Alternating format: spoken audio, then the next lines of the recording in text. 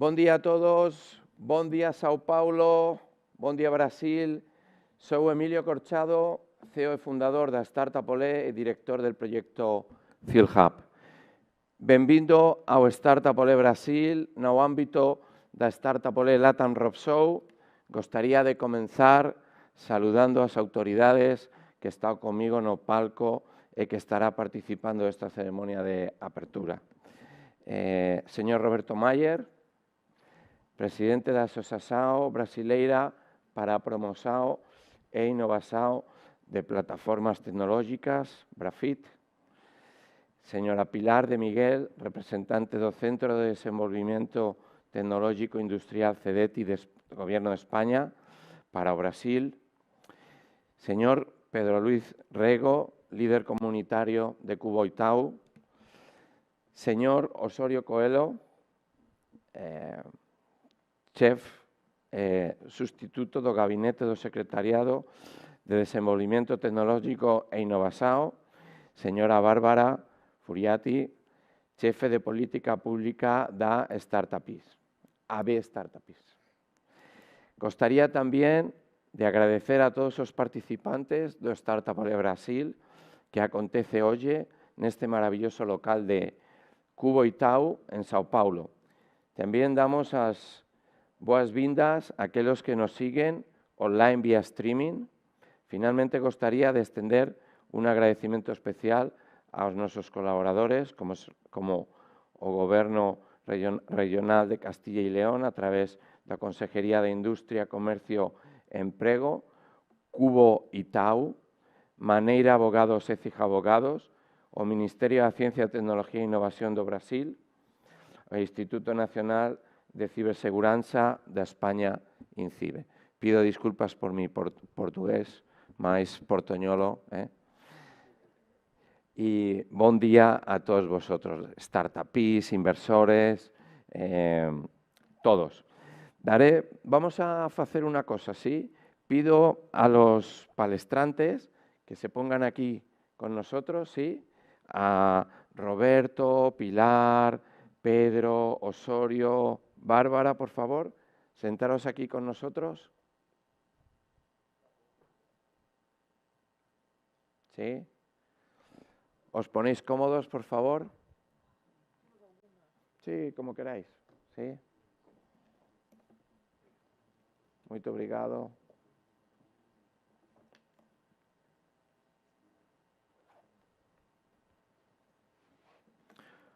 Bueno, daremos primero a palabra al señor Pedro Luis Rego, estamos en tu casa, ¿sí? Líder comunitario do Cubo Itaú, ¿sí? Tenemos, creo, una presentación, ¿sí? ¿Quieres hablar desde aquí o desde ahí? ¿Micro? ¿Quieres micro o desde aquí? ¿Sí? Tienes la presentación ahí, ¿está bon? Un fuerte aplauso, ¿sí? Un fuerte aplauso.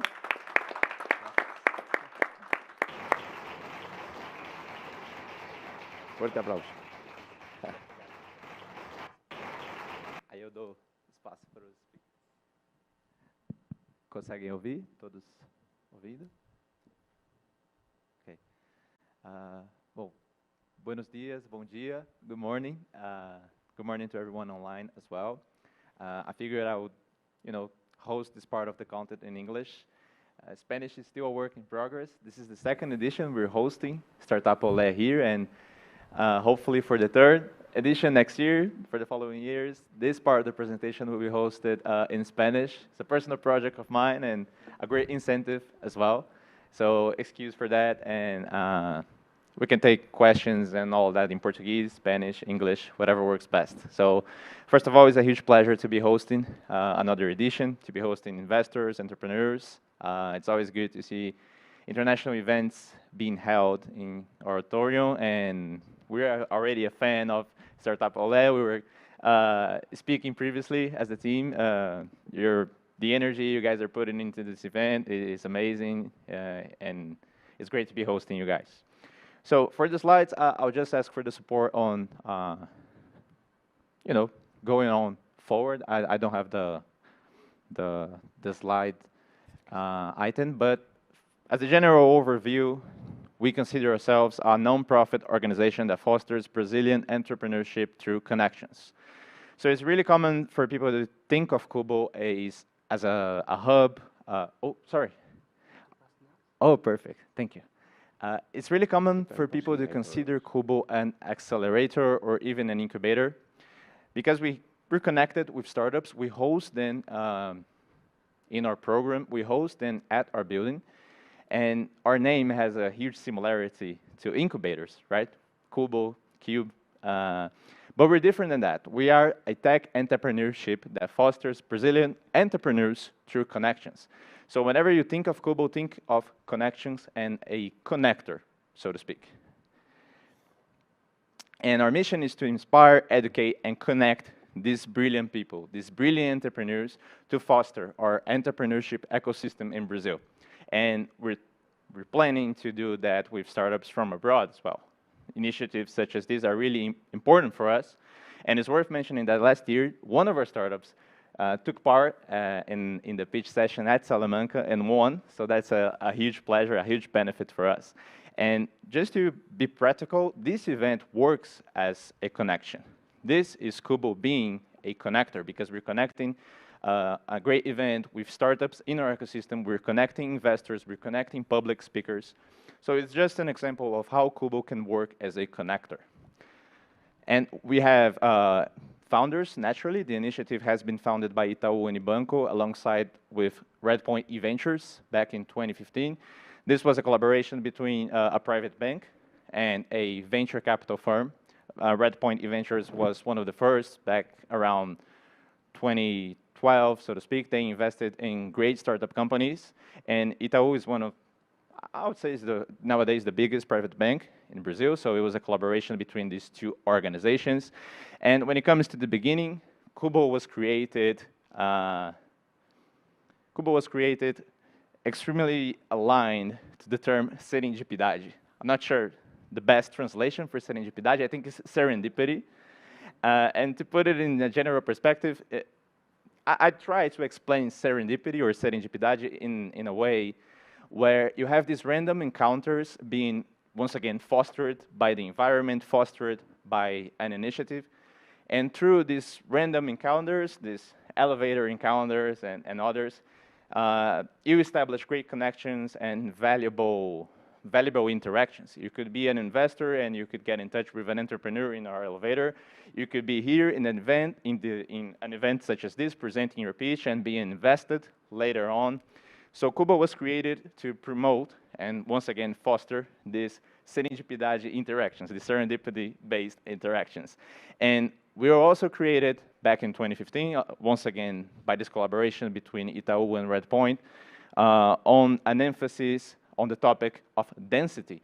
So how could this project, how could Kubo Itaú as a hub, as an idea, could work as a way of creating density? In a single building, in a single environment, in a single place, we would host entrepreneurs, investors, corporates, partner companies to promote serendipity, to promote serendipidade.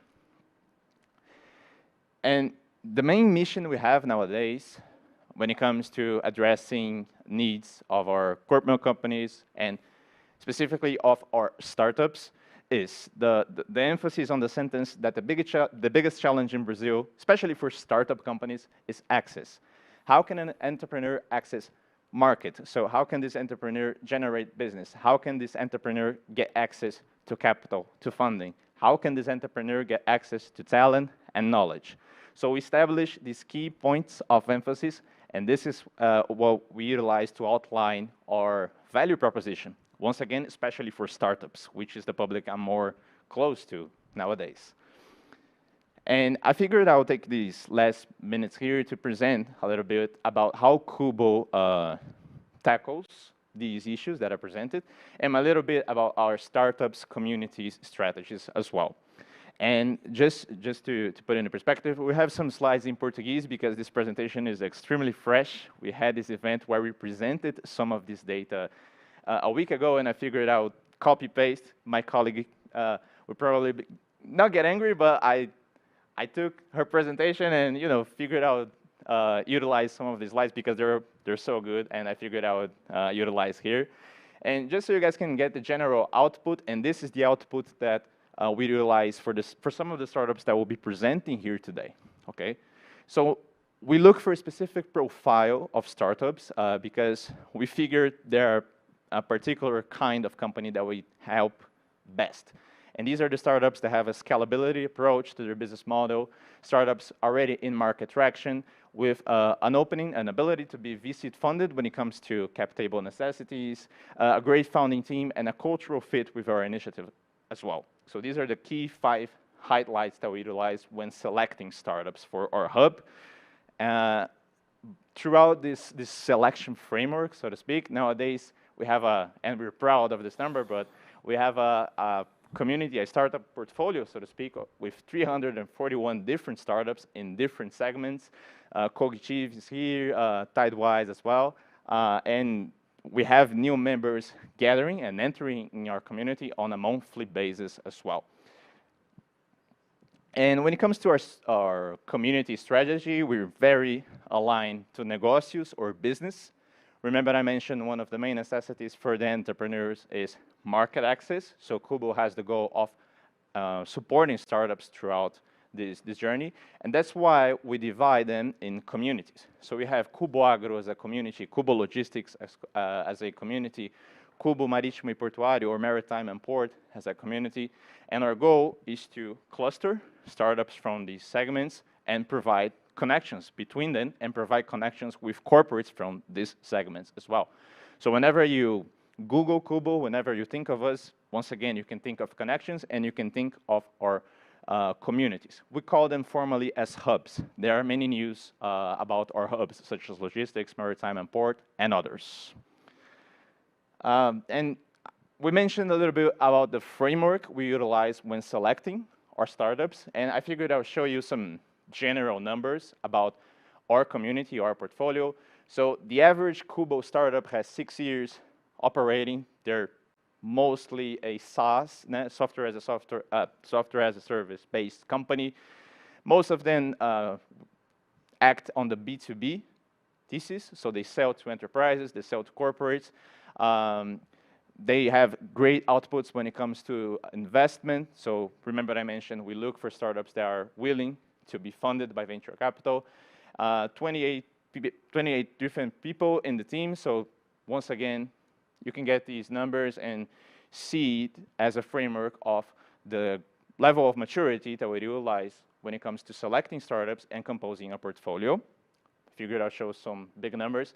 And of course, thinking of projections for this year, and once again, we're very proud because it shows that the startups we're selecting, they're most likely growing. They're willing to grow for this upcoming year, and the news are really good for them. So just some, big perspectives, big numbers about them.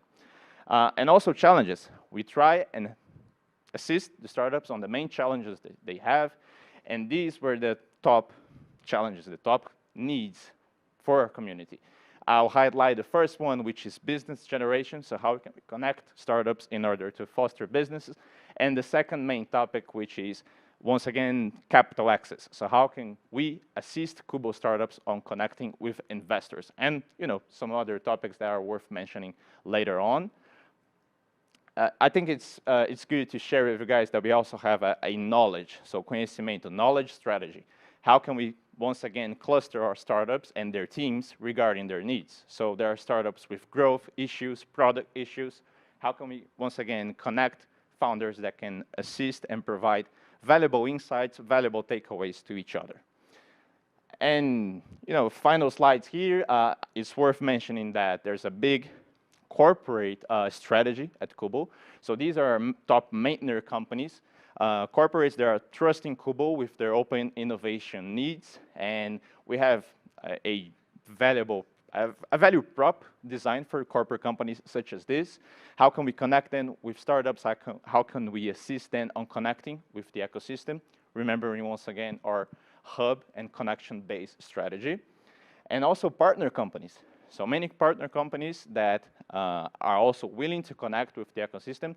And although they are not exactly in our corporate track, when it comes to value proposition, we have a partnership strategy that's also worth mentioning. An innovation platform, because we want to do all of this digitally as well.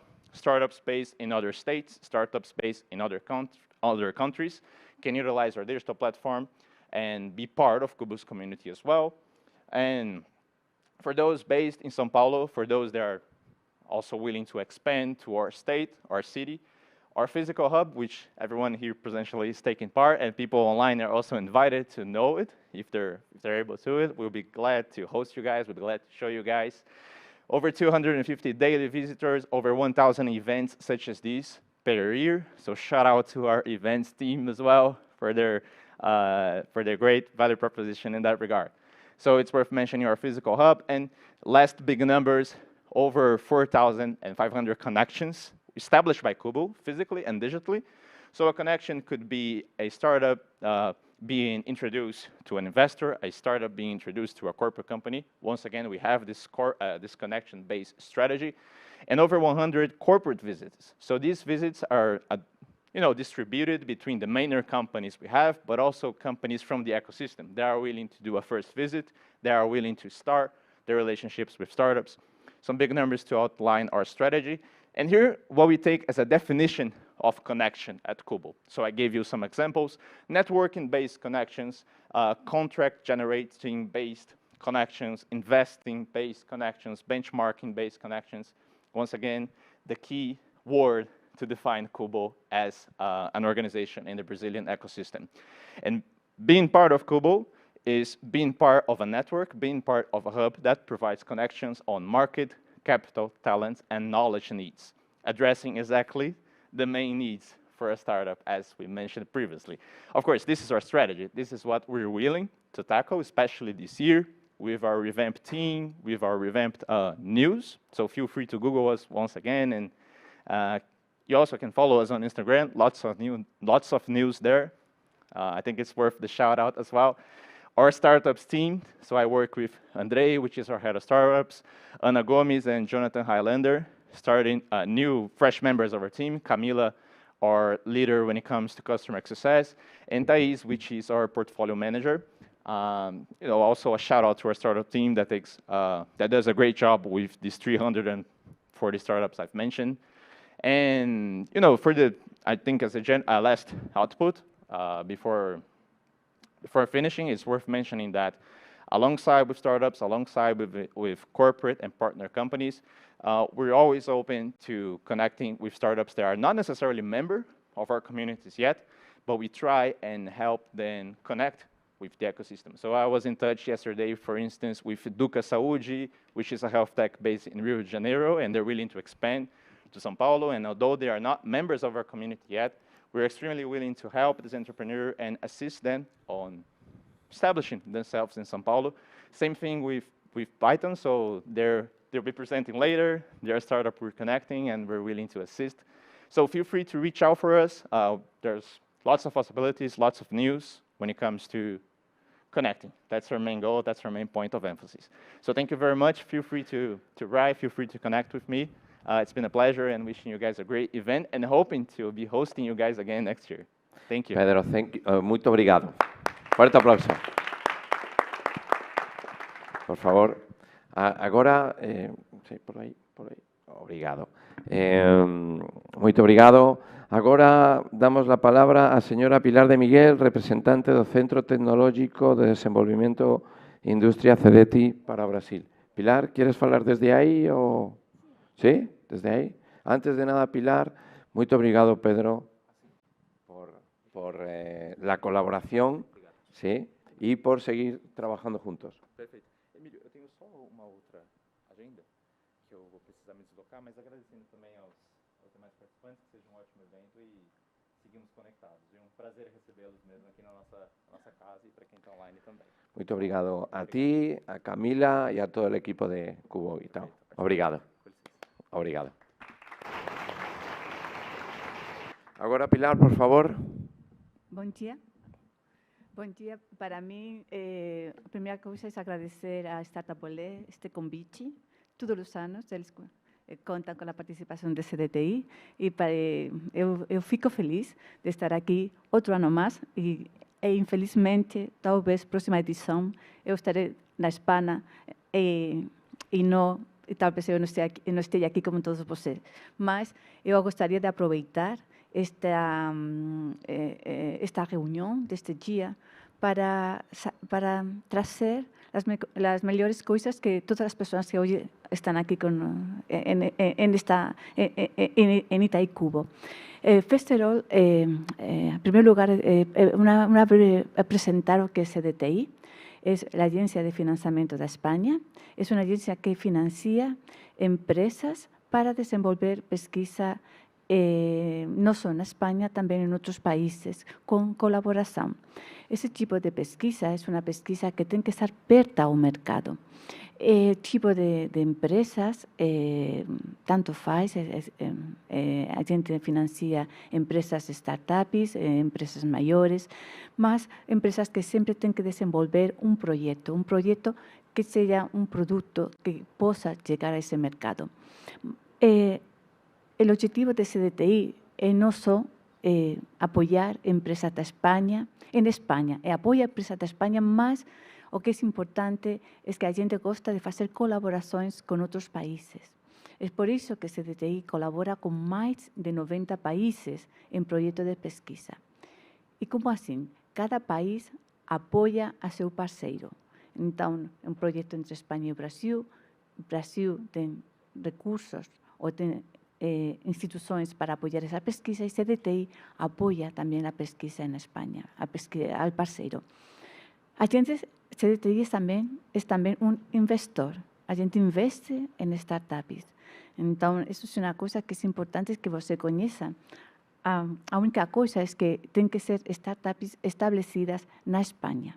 Mas você, nessa parte de internacionalização, talvez consigam achar de ir para a Espanha e CDTI é um investor muito bom. Então, isso seria outra possibilidade que você tem que contemplar. E nada mais, só agradecer estar aqui com todos vocês e muito obrigada. Muito obrigado, Pilar. Fuerte aplauso para Pilar, ¿sí? Muy bien. Doy ahora la palabra al señor Roberto Mayer, presidente de Brafit. Roberto.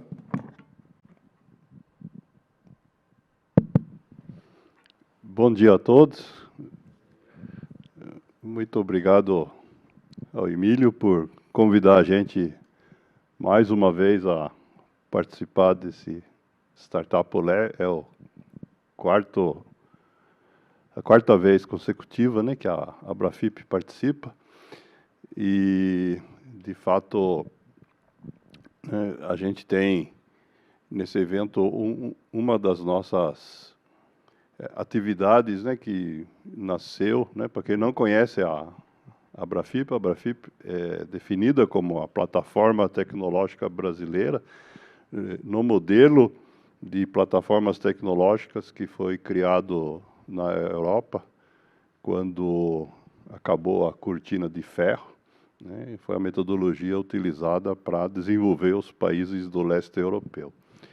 Eu pessoalmente, sou empreendedor na área de tecnologia há muitas décadas e sempre voluntariei nas entidades empresariais do setor, notadamente na CESPRO, né? E foi nessa função que eu conheci esse trabalho lá na Europa e a partir daí, então, é que tem já 13 anos, né, que nós começamos esse trabalho de construção, né, da Brafip, sempre nesse contexto, então, internacional, né? A Brafip não é uma entidade que congrega empresas, né? A gente usa uma estratégia de congregar outras entidades, né? A gente se define como uma rede de redes, né? Além da CESPRO, nós temos como membros nacionais a SBC, a Sociedade Brasileira de Computação, que congrega os cientistas de computação nas universidades. Temos a Associação Brasileira de Telecomunicações, são os prestadores de serviços na área de telecom, e uma série bastante grande aí de entidades regionais, estamos abertos aí à participação de outras entidades. E nós formamos, já tem uns quantos anos, uma rede internacional de representantes, né? São, na sua grande maioria, brasileiros que vivem na diáspora, né? E que, usando a linguagem futebolística, eu brinco, são os nossos olheiros, né? E, em particular, o nosso representante na Europa tem sede em Madrid, né? Que abriu aqui as portas, né, nesse relacionamento com a Startup Olé, com o CEDET, há muitos anos atrás, e por isso nós estamos aqui mais uma vez. Muito obrigado. Muito obrigado. Forte aplauso.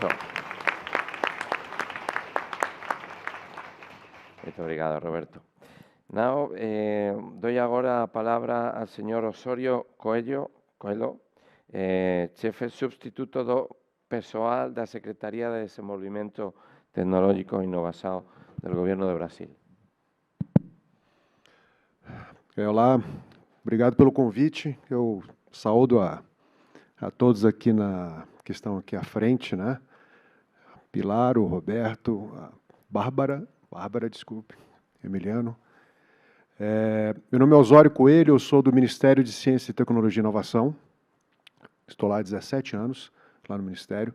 E vou falar rapidamente, não vou perturbar vocês, nem aborrecer vocês com aquela fala institucional, né, enjoada, não. Vou falar rapidamente sobre o que o Ministério, assim, algumas estratégias, algumas perspectivas em termos de ambiente de inovação, startups, tudo que a gente vem desenvolvendo ao longo do tempo. Lógico que a gente está numa mudança de governo, e com a nova mudança, com o novo governo que está entrando, assim, algumas ações, alguns programas, eles têm a tendência de serem alterados, né? Sempre causa aquela preocupação, assim, meu Deus, sabe, será que algumas coisas que vêm dando certo, será que elas vão ser descontinuadas? Não, sabe?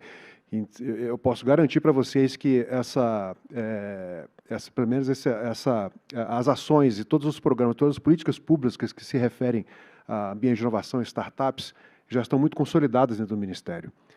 Eu falo em nome da Secretaria de Desenvolvimento Tecnológico e Inovação, que dentro dela existe um departamento, que foi um departamento agora que foi criado, que se chama Departamento de Apoio ao Ecossistema de Inovação, que congregam todas as ações e todas as iniciativas que apoiam startups. A gente tem uma característica, uma natureza diferente do governo, porque a gente tem como cliente de todas essas nossas ações e iniciativas, justamente o setor empresarial.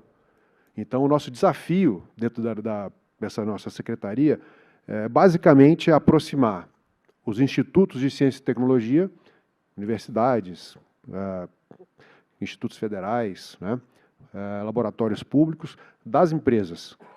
Então, esse é o objetivo principal. E, para atingir esse objetivo principal, nós dispomos de vários instrumentos, né?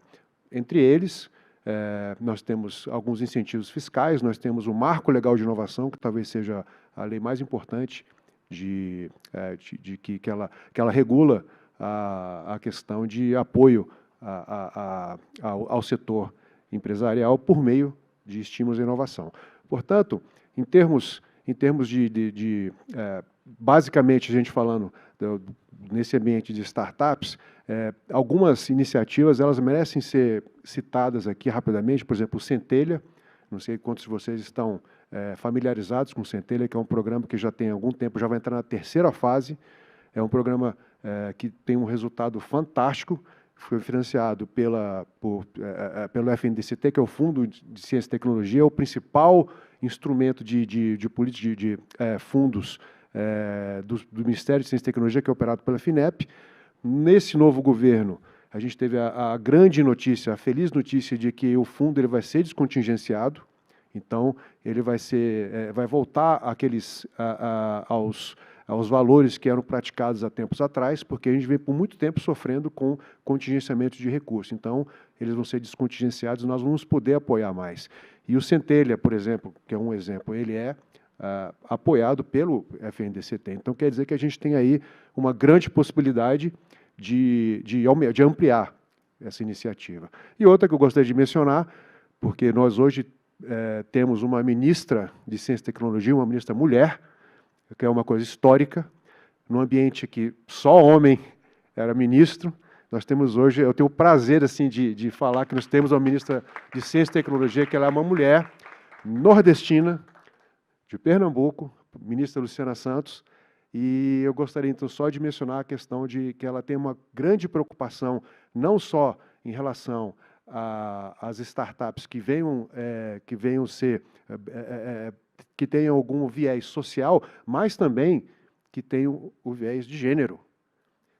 Mulheres empreendedoras, mulheres na startup. Então, assim, isso é uma coisa que vocês podem ter certeza absoluta de que está no radar do Ministério de Ciência e Tecnologia. Então, acabou essa história de que vai ser um ambiente assim que não vai, que ele vai ser basicamente composto de homens. Vai ser um ambiente que vai ser vai ser plural.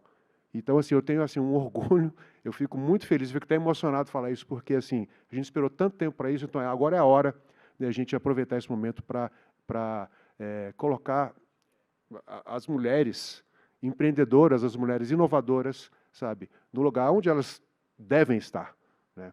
Então, assim, parabéns às mulheres inovadoras, parabéns às startups. Obrigado, Emílio. Então, assim, isso é o que eu teria para falar e fico à disposição para a gente conversar um pouco mais. Muito obrigado. Muito obrigado. Muito obrigado, Soria. Ahora, finalmente, damos la palabra a la señora Bárbara Furiati, jefe de política pública de AVI Startups. Sí, Bárbara, antes de nada, déjame decir algo. Es muy importante tener al Gobierno de Brasil, al Gobierno de España, a Itaú Cubo, a Brafit, a los inversores, las corporaciones, pero esto es para las startups, ¿sí? Y tú representas a la Asociación Brasileira de Startups. Así que pido de nuevo un fuerte aplauso al equipo técnico para la asociación y para todas las startups que están aquí, porque sin vosotros esto no tiene sentido. ¿Sí? Fuerte aplauso. Olá, olá a todos e a todas. Então, vou ser breve também, vou fazer uma breve apresentação da Associação Brasileira de Startups, muito para nos colocar à disposição de vocês, porque nós temos hoje mais de 8.000 associados, então nós somos a maior associação de inovação e tecnologia da América Latina, e por causa disso nós atuamos como um conector natural desses players todos do ecossistema. Atuamos como essa ligação entre as startups, entre os fundos, entre o governo. Eu sou head de políticas públicas entre os governos estrangeiros e nós nos orgulhamos muito disso, né? De somos as pessoas que podemos ajudar com essas ligações, podemos ajudar com essas conexões, podemos ajudar com informações sobre o ecossistema. Nós temos esse número gigante de associados nos permite também ter um banco de dados também muito grande, com muitas informações sobre o ecossistema brasileiro. E estarei em outra fala, então prometi ser breve agora no início. Repito, estamos muito à disposição, funcionamos aqui no 7º andar do Cubo também, estamos sempre à disposição, temos muitos programas para toda a comunidade, e desde aquela startup pequenininha que nem CNPJ tem ainda, aos unicórnios. Nós tratamos CNPJ como... tratamos startups lato sensu, né? Pensamos em empresas de tecnologia com capacidade de escala. Então, assim,